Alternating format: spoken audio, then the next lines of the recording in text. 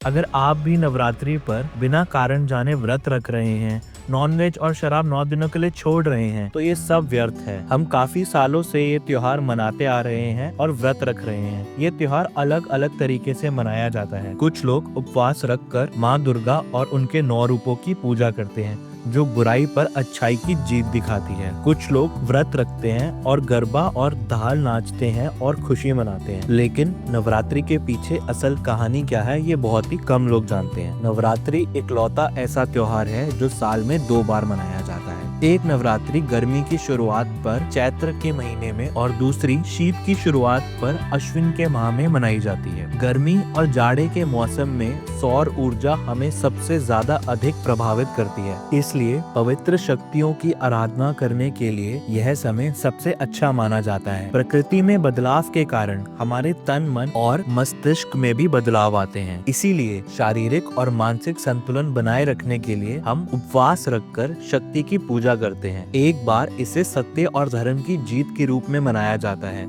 वहीं दूसरी बार इसे भगवान श्री राम के जन्मोत्सव के रूप में मनाया जाता है। पर नवरात्रि से जुड़ी एक पुरानी कथा भी है, जिसकी शुरुआत महिषासुर नाम के एक बहुत ही शक्तिशाली राक्षस के अत्याचार से शुरू होती है। महिषासुर एक बहुत ही शक्तिशाली राक्षस था। उसका नाम इसलिए पड़ा क्योंकि वह महिष यानी कि भैंस का रूप ले सकता था। महिषासुर ने कठोर तपस्या करके भगवान ब्रह्मा से ये वरदान मांगा कि कोई भी पुरुष उसको ना मार सके। वरदान मिलने के बाद महिषासुर बहुत ही घमंडी हो गया। उसने स्वर्ग पे कब्जा कर लिया, देवताओं को भगा दिया और पूरी दुनिया पे अत्याचार शुरू कर दिया। देवताओं को महिषासुर के भय से पृथ्वी पर विचरण करना पड़ा। तब महिषासुर के दुस्साहस से क्रोधित होकर सारे देवता शिव जी पर गए और मदद मांगी। सभी देवताओं ने अपनी शक्ति मिलाकर माँ दुर्गा का निर्माण करा। एक ऐसी देवी जो स्त्री है, इसलिए महिषासुर के वरदान पर लागू नहीं होगी। महिषासुर का वध करने के लिए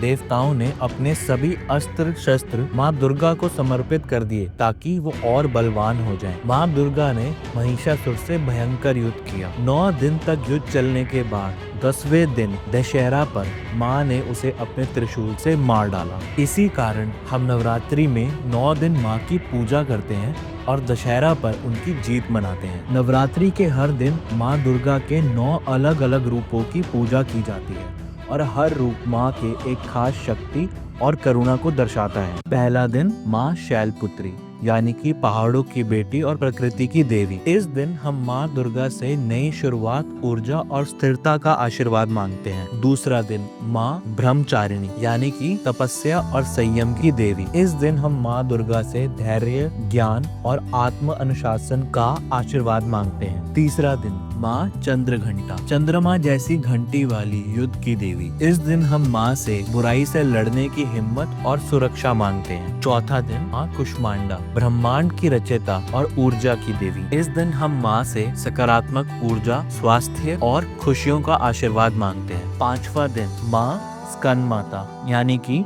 कार्तिकेय की माँ, ममता की देवी। इस दिन हम माँ से माँ का प्यार, संतान की रक्षा और आशीर्वाद मांगते हैं। छठवां दिन यानी कि माँ कात्यायनी यानी कि युद्ध में महिषासुर को मारने वाला रूप। इस दिन हम माँ से शक्ति, साहस और बुराई पर विजय करने का आशीर्वाद मांगते हैं। सातवां दिन माँ कालरात्रि यानी कि काली रात जैसी भय को मिटाने वाली। इस दिन माँ से हम अंधकार और भय को दूर करने का आशीर्वाद मांगते हैं और अपनी सुरक्षा के लिए पूजा करते हैं। आठवां दिन माँ महागौरी, सफेद रंग वाली शांति और शुद्धता की देवी। इस दिन हम माँ से पापों का नाश करने के लिए शांति और सफलता का आशीर्वाद मांगते हैं। 9वां दिन माँ सिद्धिदात्री, सिद्धि यानी कि शक्ति देने वाली। इस दिन माँ सफलता, आध्यात्मिकता और शक्ति और पूर्णता का आशीर्वाद देती है। मैं उम्मीद करता हूँ कि अब आप नवरात्रि के 9 दिनों की अहमियत जरूर जान गए होंगे और माँ की भक्ति में लीन होकर जिंदगी को बेहतर करने की कोशिश करेंगे और माँ का आशीर्वाद लेंगे।